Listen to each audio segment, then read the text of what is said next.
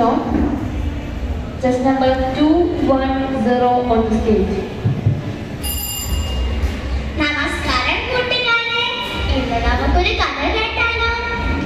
വിറകുവെട്ടുകാരായ അപ്പുണ്ണിയുടെയും ശംഖുവിന്റെയും കഥയാണ് ഞാൻ ഇവിടെ പറയാൻ പോകുന്നത്. ഒരു പാവം വിറകുവെട്ടുകാരനായിരുന്നു അപ്പുണ്ണി. കാട്ടിൽ പോയി വിറക് വെട്ടി ചന്തയിൽ വിൽക്കും. അതാണ് അപ്പുണ്ണിയുടെ ജോലി. വിറക് വെട്ടി ക്ഷീണിച്ച് അപ്പുണ്ണി ആഹാരം കഴിക്കാൻ ഇരിക്കുമ്പോൾ എന്നും കുരങ്ങന്മാരോടിയെത്തും. അപ്പുണ്ണി കഴിക്കുന്ന പഴമോ നിലക്കടലയോ ചോറ്റുള്ളയോ എന്തെങ്കിലും അവർക്ക് കൊടുക്കുകയും ചെയ്യും. അങ്ങനെ അവരൊറ്റ കൂട്ടുകാരായി മാറി. അങ്ങനെ എനിക്ക് ഒരു ദിവസം തീരെ സുഖമില്ലാതെയാണ് അപ്പുണ്ണി വിറക് വെട്ടാൻ പോയത്. വിറക് വെട്ടി കെട്ടാക്കി വെച്ചപ്പോഴേക്കും അയാൾ വല്ലാതെ കുഴങ്ങി. ക്ഷീണം തീർക്കാനായി ഒരു മരത്തിന്റെ ചുവട്ടിൽ കിടന്നു. ക്ഷീണം കൊണ്ടായിരിക്കാം അപ്പുണ്ണി അറിയാതെ ഉറങ്ങിപ്പോയി. നേരം സന്ധ്യയാകാറായിട്ടും അപ്പുണ്ണി ഉണർന്നില്ല. ഇത് ചങ്ങാതിക്കുരന്മാർ കണ്ടു. അപ്പോൾ അവരുടെ നേതാവ് പറഞ്ഞു, അയ്യോ പാവം, നമുക്ക് എന്തെല്ലാം തരുന്ന ആളായി ഒരുങ്ങിക്കിടക്കുന്നത്. നേരം സന്ധ്യയാകുന്നത് അറിയാത്തത് കൊണ്ടായിരിക്കാം. നമുക്ക് ഇയാളെ വീട്ടിലെത്തിക്കാം. ശരി ശരി, മറ്റു കുരങ്ങന്മാരും അത് സമ്മതിച്ചു. 5-8 കുരങ്ങന്മാർ കൂടി അപ്പുണ്ണിയെ പൊക്കിയെടുത്തു.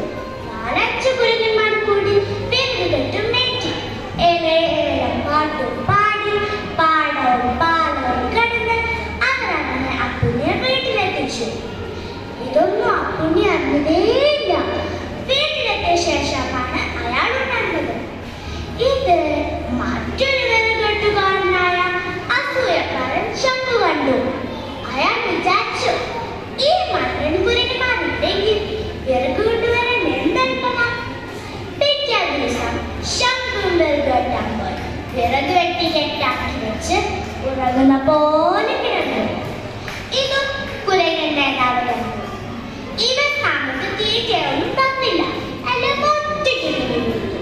എങ്കിലും നമുക്ക് പഴമോ മറ്റും തരുന്ന ആ നല്ല മനുഷ്യന്റെ അയക്കാനില്ല. നമുക്ക് ഇയാളെ വീട്ടിലെത്തിക്കാം. കുരങ്ങന്മാർ ശംഖുവിനും വിറക് എടുത്തുകൊണ്ട് നടക്കു തുടങ്ങി. കുരങ്ങന്മാരുടെ ചുമലിൽ കിടന്നുകൊണ്ട് ശംഖു ആലോചിച്ചു, ഹയ്യടാ, ഉഗ്രൻ സൂത്രം, ഇനി എന്നും ഈ കുരങ്ങന്മാരെ കൊണ്ട് വിറക് ചുമപ്പിക്കാം.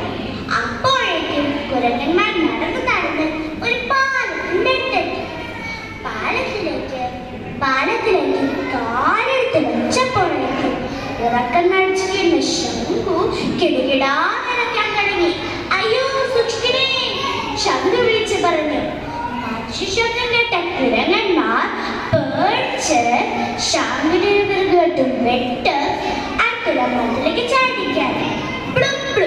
ശംഖു വിറക് കെട്ടും വെള്ളത്തിൽ ശംഖു വെള്ളം കുടിച്ച് എങ്ങനെയോ ഒരു വിധത്തിൽ